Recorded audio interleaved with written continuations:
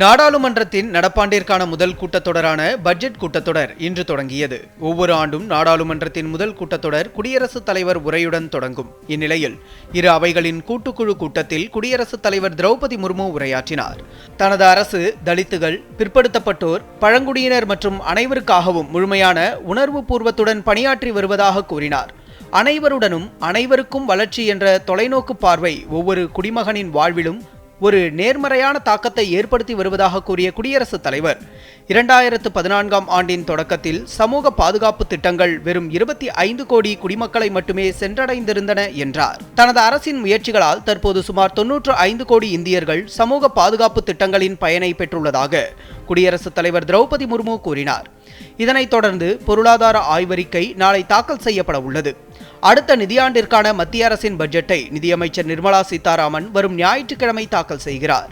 இதனைத் தொடர்ந்து இந்த கூட்டத்தொடரின் முதல் அமர்வு அடுத்த மாதம் 13ஆம் தேதி வரையும், இரண்டாவது அமர்வு மார்ச் 9ஆம் தேதி முதல் ஏப்ரல் 2ஆம் தேதி வரையும் நடைபெற உள்ளன. பஞ்சாப் கேசரி என்று அழைக்கப்படும் லாலா லஜபதி ராயின் பிறந்த நாளை முன்னிட்டு குடியரசு துணைத் தலைவர் CP ராதாகிருஷ்ணன் புகழஞ்சலி செலுத்தியுள்ளார். அவர் வெளியிட்டுள்ள சமூக ஊடக பதிவில், அந்த அச்சமற்ற சுதந்திர போராட்ட வீரரையும் தேச தலைவரையும் தேசம் நினைவு கூர்ந்து போற்றுகிறது என்று குறிப்பிட்டுள்ளார்.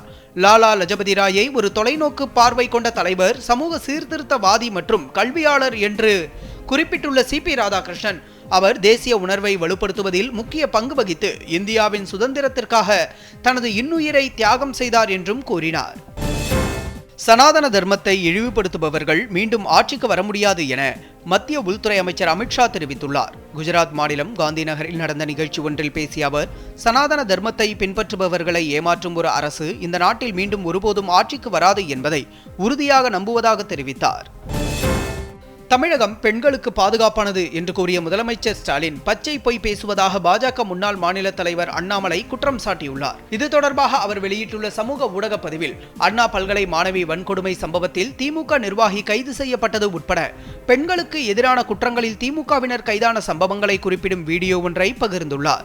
இத்தனை பாலியல் குற்றங்களில் திமுக நிர்வாகிகள் பிடிபட்ட பின்னரும் தமிழகம் பெண்களுக்கு பாதுகாப்பான மாநிலம் என்று முதலமைச்சர் ஸ்டாலின் கூறுவது பொய்யன்றி வேறென்ன என்று கேள்வி எழுப்பியுள்ளார். ADGP ஜெயராம் மீதான சஸ்பெண்ட் உத்தரவு ரத்து செய்யப்பட்டுள்ளது. ஆட்கடத்தலுக்கு கார் கொடுத்து உதவிய குற்றச்சாட்டில் ADGP ஜெயராம் கடந்த ஆண்டு ஜூன் மாதம் சஸ்பெண்ட் செய்யப்பட்டார். துறை ரீதியிலான விசாரணை நடந்து வந்த நிலையில் தற்போது அவரது சஸ்பெண்ட் உத்தரவை ரத்து செய்து தமிழ்நாடு உள்துறை உத்தரவிட்டுள்ளது. வருகிற மே மாதத்துடன் ஜெயராம் ஓய்வு பெற உள்ளது குறிப்பிடத்தக்கது. ஈரானுடனான பதற்றங்களுக்கு மத்தியில் மேற்கு ஆசியாவை நோக்கி ஒரு பெரிய அமெரிக்க கடற்படை நகர்ந்து வருவதாக அமெரிக்க அதிபர் டொனால்ட் ட்ரம்ப் தெரிவித்துள்ளார். இது தொடர்பாக வானொலி நேர்காணல் ஒன்றில் பேசிய அதிபர் டொனால்ட் ட்ரம்ப், இந்த படையெடுப்பு தெஹ்ரான் மீதான அழுத்தத்தை வலுப்படுத்துவதை நோக்கமாக கொண்டதாக தெரிவித்தார். உலகளாவிய மோதல்களை குறிப்பிட்டு உக்ரைனில் போரை நிறுத்தவும் உயிரிழப்புகளை குறைக்கவும் முயற்சிகள் நடந்து வருவதாகவும் கூறினார். தேவைப்பட்டால் ராணுவ பலத்தை பயன்படுத்தவும் தயாராக இருப்பதாகவும் டொனால்ட் ட்ரம்ப் குறிப்பிட்டார். குர்து தலைமையிலான சிரிய ஜனநாயக படைகளின் கட்டுப்பாட்டில் உள்ள வடகிழக்கு சிரிய பகுதியில் உள்ள நிலைகளிலிருந்து ரஷ்ய படைகள் வெளியேற தொடங்கியுள்ளன.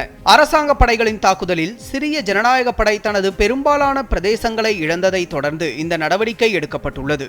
இது தொடர்பாக பேசிய சிரிய ஜனநாயக படைகளைச் சேர்ந்த அகமது அலி, குவாமிஷ்லி இருந்து தங்கள் படைகளை திரும்பப் பெறுவது குறித்து ரஷ்யாவிடமிருந்து எந்த அதிகாரப்பூர்வ அறிக்கையும் வரவில்லை என்று தெரிவித்தார். கிழக்கு திசை காற்றின் வேக மாறுபாடு காரணமாக தமிழகத்தில் இன்று வறண்ட வானிலை நிலவக்கூடும் என்று சென்னை வானிலை ஆய்வு மையம் தெரிவித்துள்ளது. இது தொடர்பாக அந்த மையம் வெளியிட்டுள்ள அறிக்கையில், தமிழகம், புதுவை மற்றும் காரைக்கால் பகுதிகளில் இன்று வறண்ட வானிலை நிலவக்கூடும் என்று தெரிவிக்கப்பட்டுள்ளது. சென்னையில் வானம் ஓரளவு மேகமூட்டத்துடன் காணப்படும் என்றும் கூறப்பட்டுள்ளது.